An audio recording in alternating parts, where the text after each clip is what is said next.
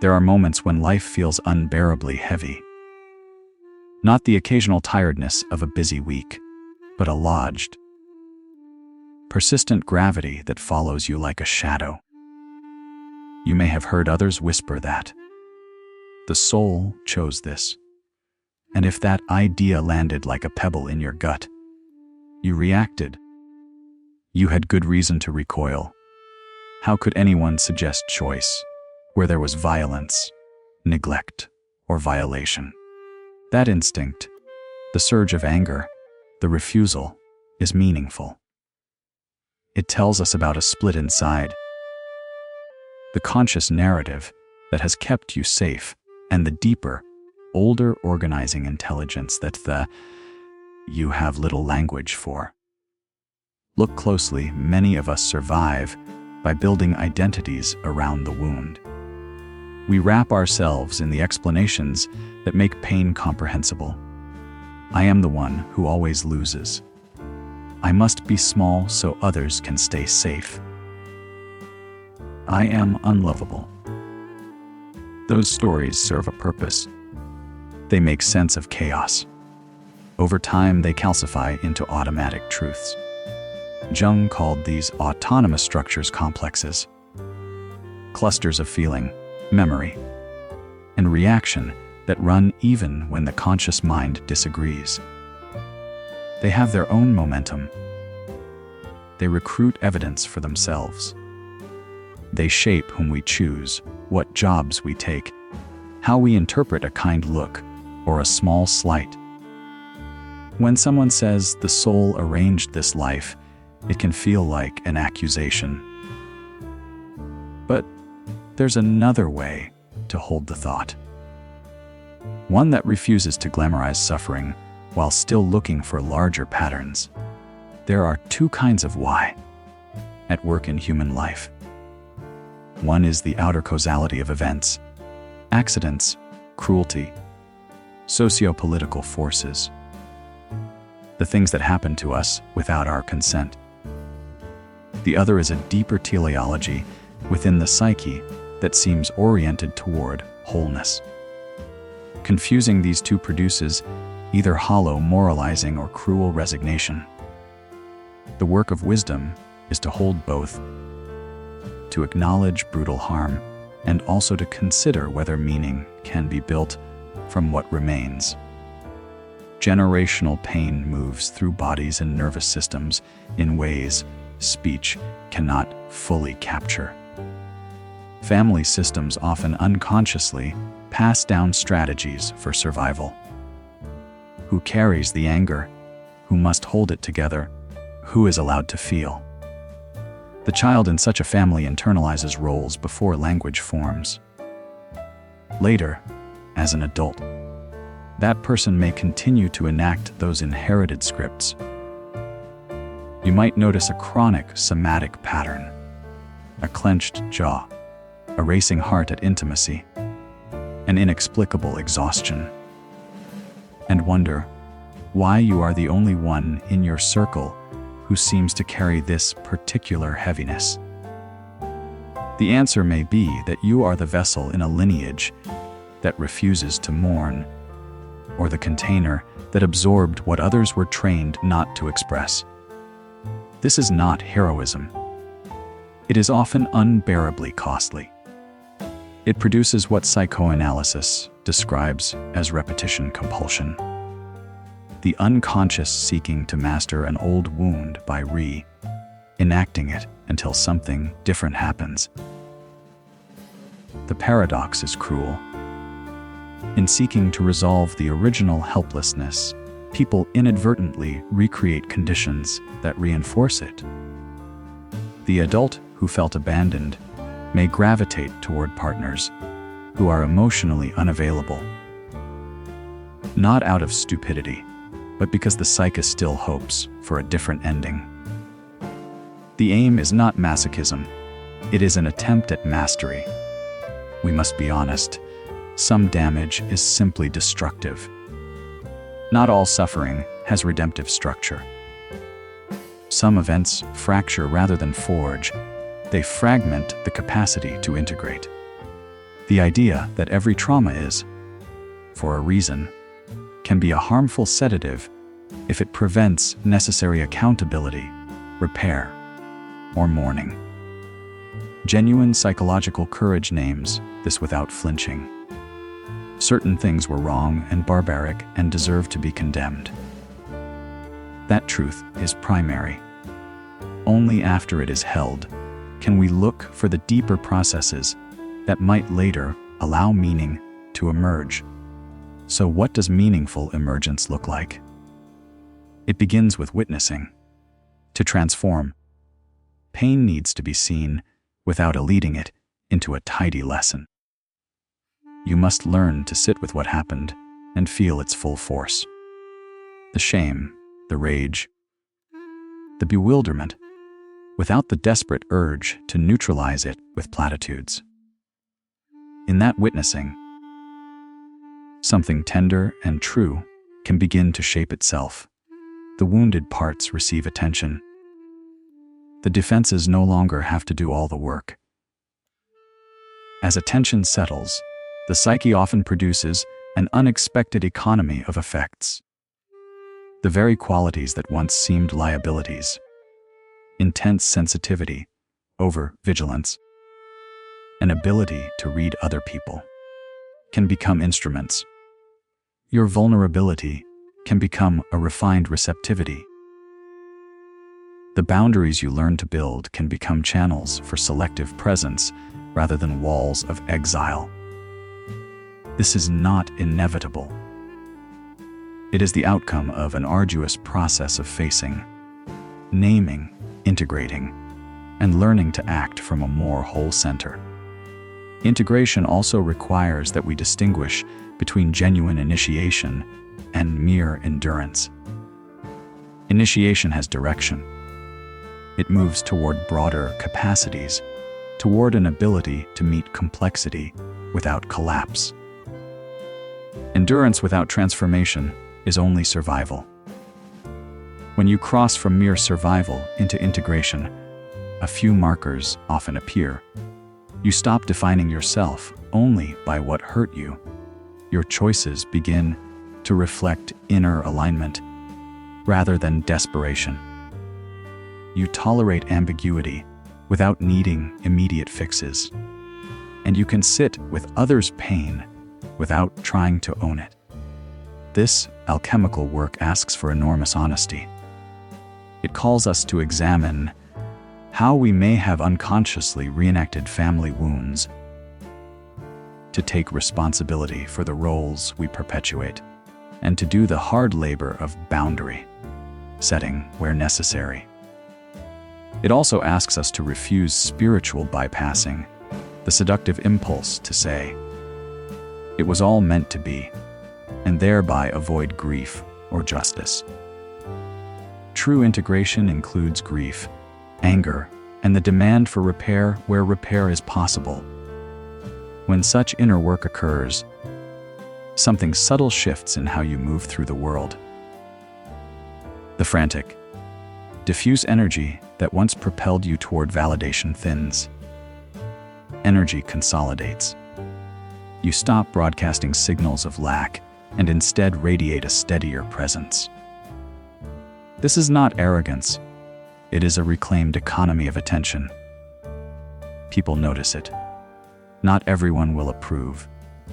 Some who benefited from your previous role will resist your new boundaries. Old attachments may thin out. This winnowing is painful, but often necessary. A different field of relationships is required for a living, integrated center than the one that supported the old adaptations. Importantly, this transformation reframes the question of choice. It does not claim your infant self consciously chose harm. That would be a cruelty. Rather, it suggests there may be an organizing depth that uses the raw material of life, including suffering, to catalyze capacities that could not otherwise be developed. Consider the sculptor who needs a particular kind of stone to create a form The stone does not consent, but the form that eventually emerges depends on its properties. From that vantage, the harsh facts of your life are materials for a later formation, not ethical justifications for them, but a recognition of what has been made possible despite them. The ethical center of this view lies in responsibility and solidarity. If certain souls carry heavier burdens because of lineage, culture, or accident, then those who contend to that pain owe a different posture. We do not sanctify suffering, we refuse to reproduce it. The work of transformation is both personal and communal. Bringing the shadow into light changes patterns not only for you, but indirectly for those around you and for the generations that follow. To interrupt a family pattern is to give younger ones a different inheritance. And so the task is twofold. First, validate the reality, the cruelty, the neglect, the violation. Name it, grieve it, demand repair when possible. Second, when grief has been given its due, begin the slow process of training your nervous system to hold more. This includes developing practices that anchor you in the body, naming unconscious scripts when they appear, practicing selective disclosure in relationships, and learning to both give and receive care without collapse. There will be moments when you feel enraged at the idea that there could be any secondary meaning in what you endured. That rage is honest and deserved. It is part of the work to move through it rather than past it. When the rage is metabolized, it can be a fuel for boundary, for advocacy, for refusing to allow the thing that broke you to break someone else. Finally, if you allow yourself to look back from a future vantage, you may see that the very fractures taught you capacities you would otherwise not have had. An ability to witness without fixing, a humility before other people's pain, an authority that is earned rather than assumed. The point is not to moralize suffering, but to refuse its finality. You are not only what happened to you, you are also what you are learning to do with it. If this reflection landed for you, consider it an invitation, first, to witness your own truth without sugar coating. Second, to tend to the parts of you that were asked to carry too much. And third, to shape the life that integrates what you have been through without making your wounds the total definition of who you are. There is no tidy consolation here, only the sober hope that pain can be a teacher without being a teacher that demands worship. The work is heavy, but it is the work that can make a life deep enough to hold others. If you have something from your story you want to name, or a moment that shifted your sense of everything, share it. You may not only articulate your own recognition, but also give permission for someone else to begin the hard, brave work of waking up. We've been taught to fear solitude, to treat it like an emergency.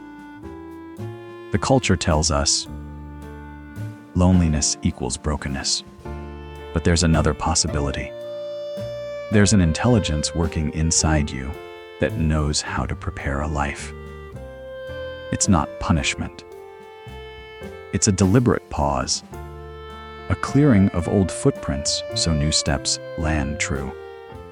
Think of it like a garden left fallow. Rest is not neglect. It's the condition for richer soil. In this season, your nervous system is learning a new grammar. For years, you may have calibrated yourself to other people's demands. Contracting, performing, pleasing. And in return you attracted mirrors that reflected those partial shapes. The sorrow you felt wasn't random. It was the psyche signaling that the old arrangements were no longer sustainable. Now, in silence, those arrangements are loosening. That's why your days can feel both empty and electric, empty of distraction, electric with reorientation. There is a classical psychological truth here, parts of the self that were delegated outward. The fierce part, the soft part, the angry, the erotic, the boundary maker are calling back. They arrive not with fanfare, but with stubborn insistence. You might notice grief emerging where you had been numb, or anger rising where you had always swallowed it. These feelings aren't regressions, they're summonses. They demand attention because they've been waiting for a home inside you. Most people misread this work as failure. They mistake the cocoon for a cell and rush outward before the wings dry. They re-enter relationships to escape the uncomfortable interior work, only to repeat the same patterns. But the real change requires staying with what surfaces until the pieces return to you. This is the art of integration.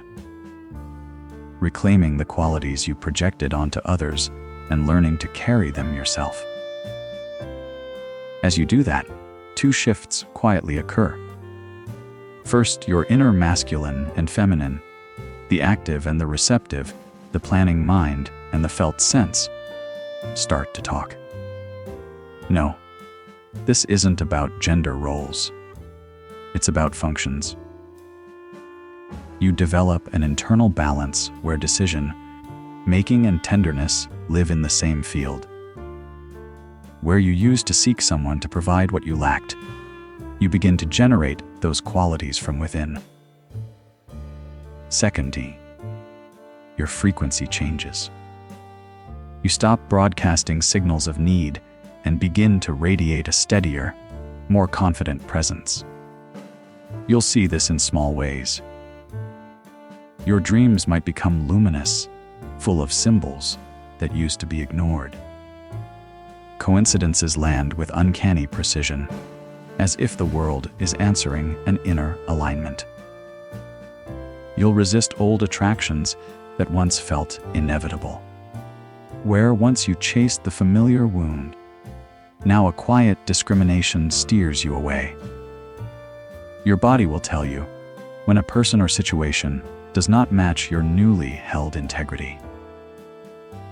This discernment is not hardness, it's fidelity to the self you are learning to host. Relationships transform, too, but not always in ways you expect.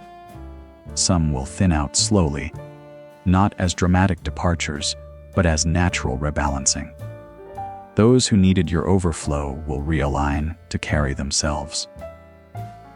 That separation can hurt, and it can also be relief. New people who enter your orbit will often be mirrors of your own emergency. Steadier, less needy, curious about growth. Conversation shifts from surface scripts to real exchange. You find yourself able to hold difficult subjects without dissolving into reactivity. That capacity is magnetic. Not because you perform it, but because you are it. This inner work alters your timing. You stop demanding that life deliver the right partner on your schedule. Patience becomes a virtue rooted in confidence. You can wait because you are already enough. The idea of finding completion loses its urgency because you are no longer trying to solve your missing pieces externally. You move from scarcity to abundance, from hunting to footing your own ground. And there's something else that changes in a quieter register, your relationship to silence. Before, Silence felt like a threat, a hole to be filled with talk, television, scrolling. Now silence becomes a laboratory. In it you learn to listen, not to fix, but to understand. You discover how to be with emotion, to let it pass through without being hijacked by it. That is the core of maturity. The ability to hold complexity without collapsing into simple remedies. When integration takes root, forgiveness becomes interior. You don't wait for apologies. You unbind resentments so your present can breathe. This is not forgetting. It's choosing not to let past injuries dictate future shape. With less charge around old memories, energy returns, but not as frantic availability. It comes back as a dense, usable power that can be invested with intention. The end result is not the absence of longing, it's the recontextualization of it. You may still desire companionship, tenderness, shared life. But the desire is different. It is an offering, not a need.